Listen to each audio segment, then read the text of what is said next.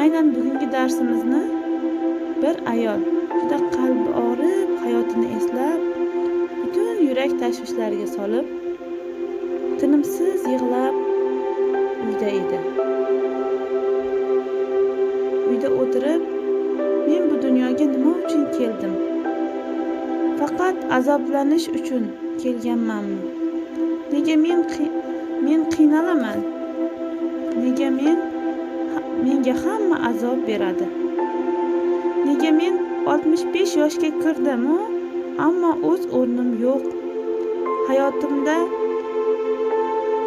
yaxshilik ko'rganim yo'q deb yig'ladi. O'tmish hayotini eslab yig'ladi. Shu payt qorong'u tunda yop-yorug' nur bo'lib farishta keldi va ayolga yuzlanib, u bilan gaplashishni lozim topdi. Qalbidagi fikrlarni ayolga aytdi. Farishta, sen kechirishing kerak, dedi. Kechirishing lozim, unutishing lozim, dedi. Qalbing og'riqlarni unutishing kerak, dedi. Ayol javob berdi. Sen kimsan? Men seni sog'lig'ing, kelajagingni himoya qilishni istayotgan farishtaman. Kechir deysanmi? Nima uchun kechirishim kerak?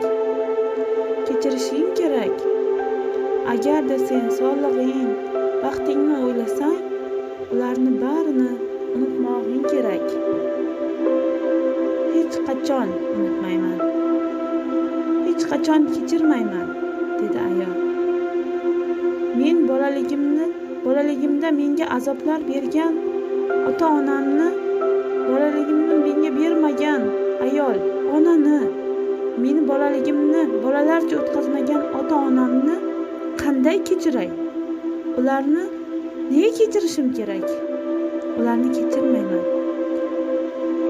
Men tinmay ishlar edim. Ukamga qara deb meni bolaligimni bilmadim. 16 yoshimda o'z kunimni o'zim ko'rishga majbur bo'ldim. Men uzoqqa o'qishga jo'natib yuborishdi. O'zim o'qidim, internatga kirdim. Arzimagan choychaqa bilan uydan chiqib ketganman va o'zimni eplashga majbur bo'lganman. Men jamoadonlarimni ko'tarib 16 yoshda uydan chiqib ketdim. O'z nonimni o'zim topishga harakat qildim. O'qidim. O'qib turib, o'sha yerda o'qishdan bitirib, yana institutga kirdim. Men bu qalb og'riqlarim bilan yashadim. Biror marta qo'g'irchoq o'ynamaganman yoki ota-onam menga o'yinchoq olib berishmagan. Iltimos qilganimda ham olib berishmagan. Qachon qarasa sen kattasan, ukalaringga qara. Sen o'zingni eplashing kerak. Ularga bir ovqatni sen kattasan deb menga bermay, ukalarimga bergan. O'yinchoqlarni uniki deyishardi. Men ham bola edim-ku. Men ham ularni farzandi edim-ku. Qanday qilib unutay bu insonlarni? Meni bolaligimni tortib olganlarni qanday unutay? Hecham kechirmayman, unutmayman. Farishta, o'zing bilasan, dedi-yu, uchib ketdi. Yillar o'tdi. Ayol turmushga chiqdi. Farzandlar ko'rdi. Turmush o'rtog'i unga xiyonat qildi va uni tashlab ketdi. 3 farzandini onasi bo'ldi. Ammo farzandlari ham unga mehr berishmadi. Sababi u farzandlariga ham mehr bera olmagandi. Shunda qalbida mehr ko'rmagan qalbi, alam, nafrat bilan katta bo'lgan qalbi, ayolni bolaligida nafrat bilan o'tgan, bularni hammasida qanday qilib farzandlariga mehr bersin? Bolalari ham unga bemehr bo'la boshladi va onani tinmay kalaka qilishardi. Va o'zi yemay yedirib, ichmay ichirgan farzandlari katta bo'lgach uni ham tashlab ketishdi. Va ayol qayg'u va alamda cho'mdi. nabiralar ko'rdi. Yoshi ham 65 ga kirdi.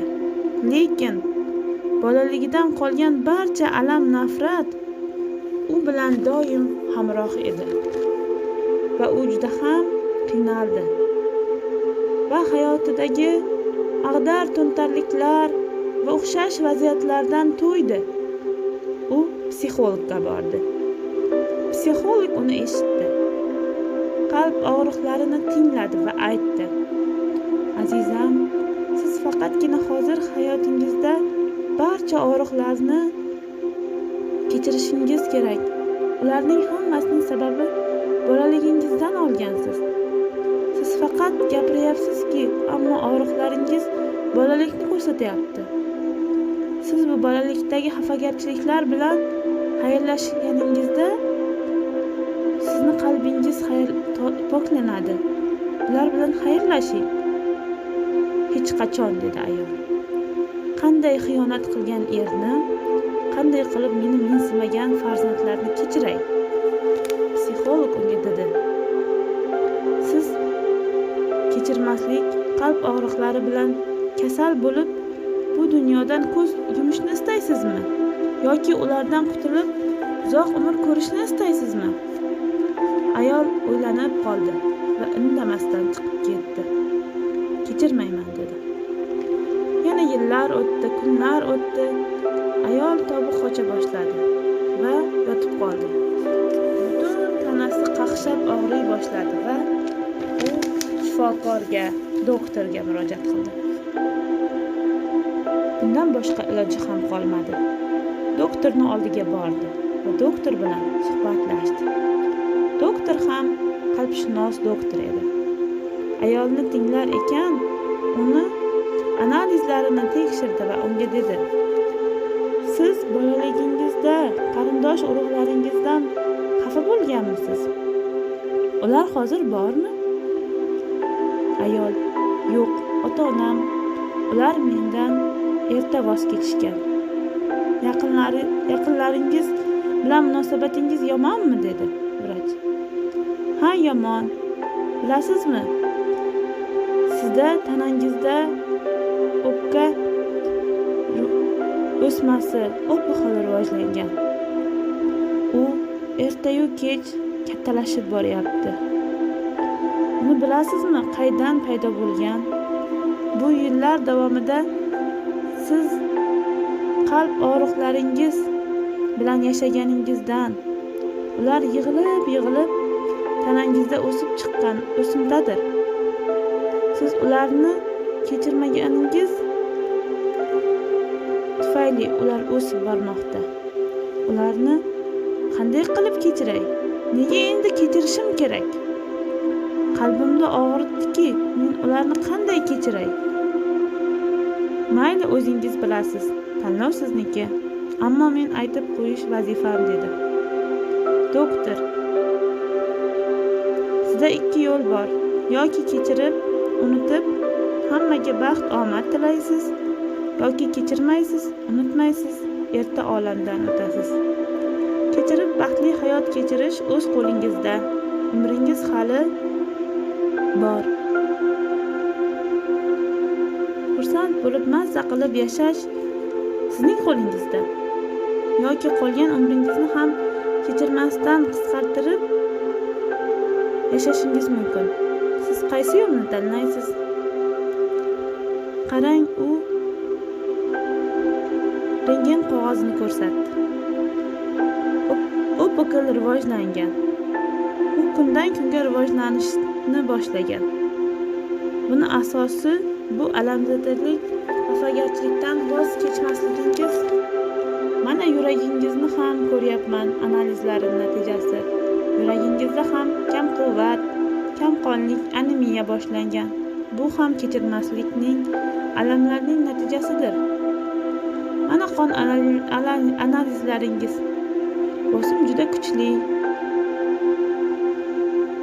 Qoningizda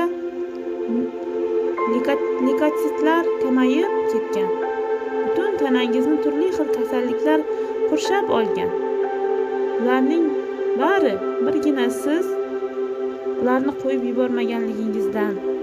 va kechirmaganligingizdandir. Endi siz tanlang. Xursand bo'lib butun qayg'uni qalbingizdan yulib tashlab bu yerda yashashni tanlaysizmi? Yoki oldingi zamonda qolib ketgan xatolarni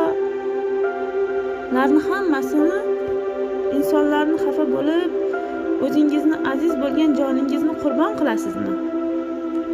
Pochkangizni toshlar bosib ketgan. Axir bu butun atrofdagi xafagarchiliklaringiz, bularning hammasi yig'ilgan. Sizga mana shu kasalliklarning guldastasi kerakmi? Siz kechirmaganda, ular guldastasini olib yurganingizda o'sha insonlar sizga rahmat aytadimi? Sizni tanangiz xursand bo'lib yuradimi? Javob bering. Yo'q. Aslo yo'q. Men sog'-salomat hayotimni mazza qilib yashashni istayman. Menga insonlardagi og'riqlar, ulardan orttirgan toshlar kerak emas. Iltimos, meni qutqaring, doktor. Men ulardan soqit bo'lmoqchiman. Iltimos, menga yo'l ko'rsating. Iltimos, menga dorilar bering. Iltimos, shifokor aytdi. Yaxshi, buni tushunib yetganingizdan xursandman. Sizni jarrohlik operatsiyasi qilishni hojati ham yo'q. O'sha jarayonga yetib bormaysiz. Buni oldini olishingiz mumkin. Oldin siz qiladigan yagona narsangiz bu hammani kechirishdir. Siz kimlardan xafa bo'lgansiz, barchasini kechirishingiz kerak. Hammasini kechiring va qo'yib yuboring. Qo'yib yuboringda barchasini, qalbingizni og'ritgan toshlarni bitta otib yuboring.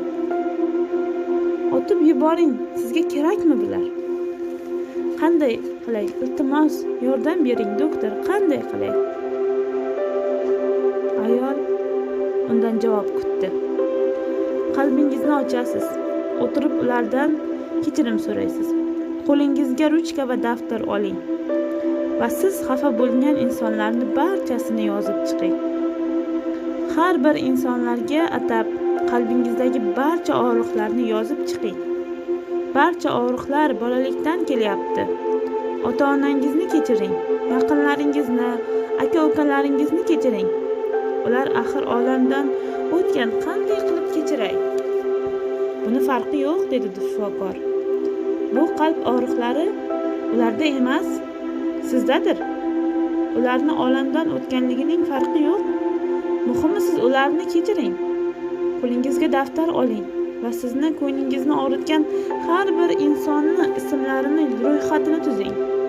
Har biriga sizni qanday xafa qilgan va qay tarzda xafa qilgan, o'sha davrlarga borib eslang va aynan o'sha kichkina bolalik paytlaringizni eslang. Sizga qo'g'irchoq olib bermagan, qanday ahvolga solgan ota-onangizni, o'sha payt qanaqa ahvolda bo'lgansiz, hammasini eslang va o'sha ahvolga kirib, oyijon, men sizdan o'shanda ranjiganman. Xafagarchiliklaringizni ochiqchasiga yozing.